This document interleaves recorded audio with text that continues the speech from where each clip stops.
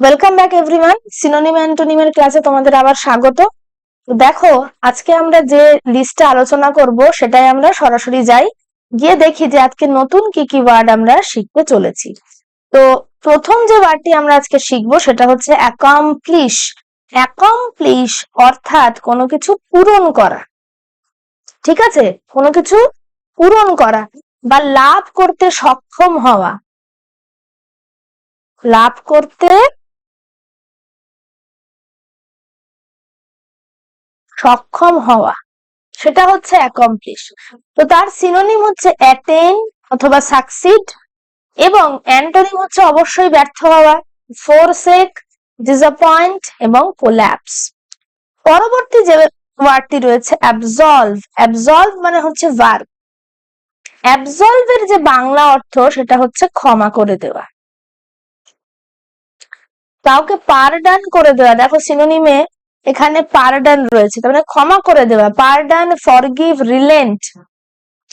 Antonym ঠিক তার opposite, কাউকে ক্ষমা না করা, কম্পেল, অ্যাকিউজ মানে সমানে দোষারোপ করা যেটাকে বলা হয়, অ্যাকিউজ করা, চার্জ কোনো দোষী সাব্যস্ত করা। তো এটাই হচ্ছে অ্যান্টোনিম। 3 নম্বর যেটা আমাদের রয়েছে সেটা অ্যাক্রিমনি। অ্যাক্রিমনি হচ্ছে তিক্ততা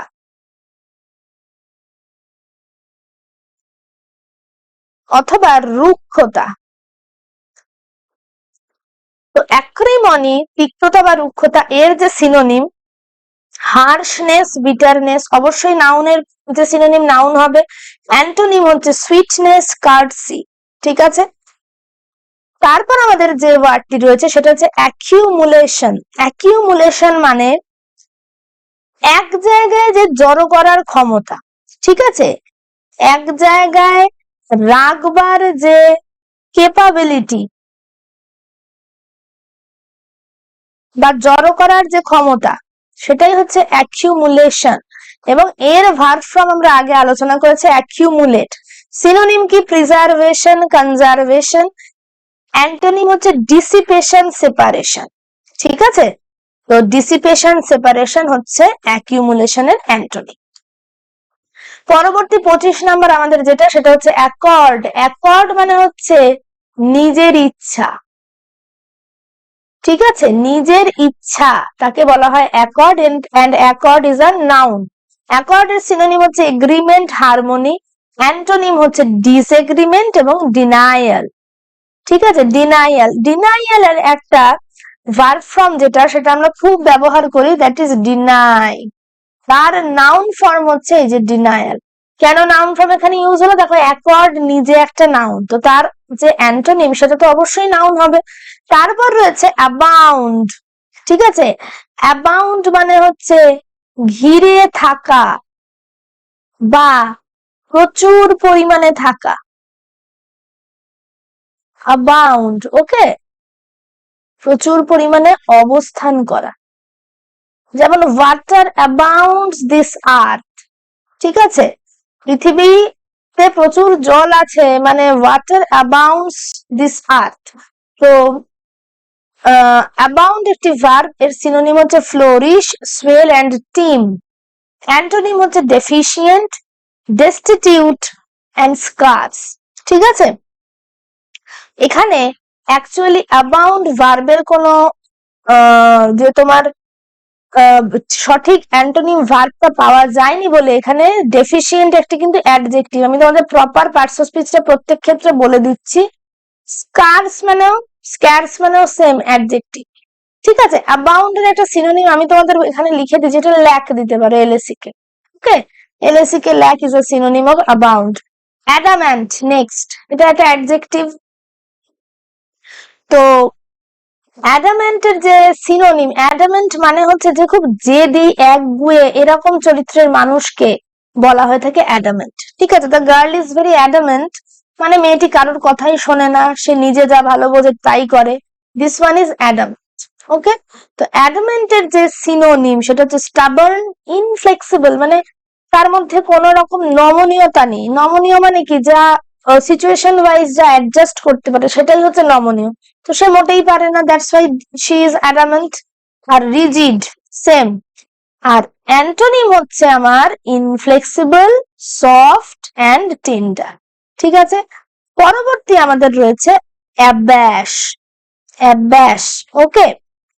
তো অ্যাবাশ মানে হচ্ছে এটার একটা মানে বাংলায় আমাদের কথিত একটা ভাষা আছে যে বাঁশ দেওয়া, ঠিক আছে।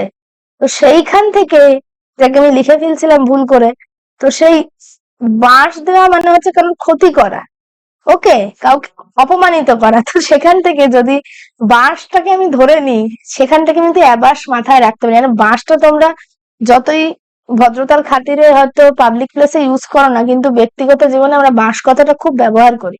তো এ বাঁশ দিল, ও বাঁশ দিল, তো সেই অ্যাবাস মানে হচ্ছে সেম, কারোর ক্ষতি করে দেওয়া। বাঁশ থেকে অ্যাবাসটা মনে রেখো, ঠিক আছে। এটা আমার মাথায় জাস্ট এক্ষুনি হিট করলো এই ট্রিকটা। তো তার যে সিনোনিম, সেটা হচ্ছে ডিসকারেজ করা, কনফাউন্ড করা, এম্বারাস করা, এটা হচ্ছে সিনোনিম। অ্যান্টোনিম অবশ্যই তার অপোজিট হবে, এনকারেজ করা, আপহোল্ড করা, এমবোল্ডেন। এমবোল্ডেন মানে কি, সাহসী করে তোলা, যে না ইউ ক্যান ডু ইট, সেটা হচ্ছে সাহসী করে তোলা, এমবোল্ডেন, ওকে। বোল্ড হচ্ছে একটা অ্যাডজেক্টিভ, বোল্ড মানে সাহসী, এন্ড এমবোল্ডেন হচ্ছে ভার্ব হিসেবে ব্যবহার হচ্ছে। যেহেতু অ্যাবাস নিজে একটি ভার্ব, তার যে অ্যান্টোনিম সেটিও একটি ভার্ব হবে। তো বাঁশ থেকে অ্যাবাস। আচ্ছা, পরবর্তী আমাদের যা আছে সেটা হচ্ছে অ্যাড্রয়েট। অ্যাড্রয়েট মানে হচ্ছে দক্ষ, ঠিক আছে। এটার একটা আমি ট্রিক বলে দিচ্ছি, দিস ইজ অ্যান্ড্রয়েড।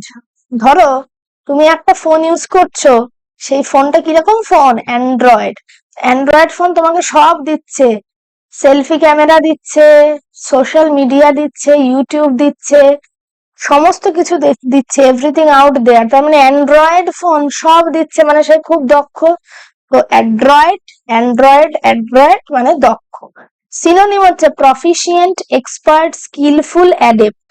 অ্যান্টোনিম হচ্ছে ইনেপ্ট, ক্লামজি, আনস্কিলড। যে কিছু দিতে পারে না, হি বা শি ইজ অলওয়েজ আনস্কিলড, তাই তো। অ্যাডভার্সিটি, অ্যাডভার্সিটি মানে হচ্ছে প্রতিকূলতা। দেখা যাচ্ছে কেউ একজন চাইছে অনেক কিছু করতে, কিন্তু সে আর্থিক কারণে পেরে উঠছে না। কেউ একজন চাইছে ভীষণ পড়াশোনা করতে, কিন্তু তার স্বাস্থ্য তার সাথ দিচ্ছে না, সে দুদিন পর পর অসুস্থ হয়ে পড়ছে। তো this one is called adversity. Adversity একটি নাউন।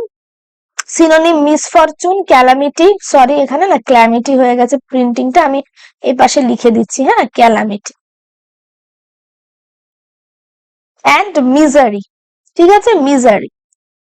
আর অ্যান্টোনিম যেটা, সেটা হচ্ছে প্রসপারিটি, ফরচুন, অ্যাসিস্ট্যান্স, ফেভার। ফেভারে পাওয়া, বলেন আমার ফেভারে কেউ নেই, আমার ফেভারে সবাই আছে। ফেভারে পাওয়া মানে হচ্ছে তুমি অনুকূল অবস্থা পেলে। তো নিশ্চয়ই তোমরা খুব সুন্দর সুন্দর ট্রিকের মাধ্যমে এবং সঠিক পদ্ধতিতে এই ওয়ার্ডগুলি শিখলে।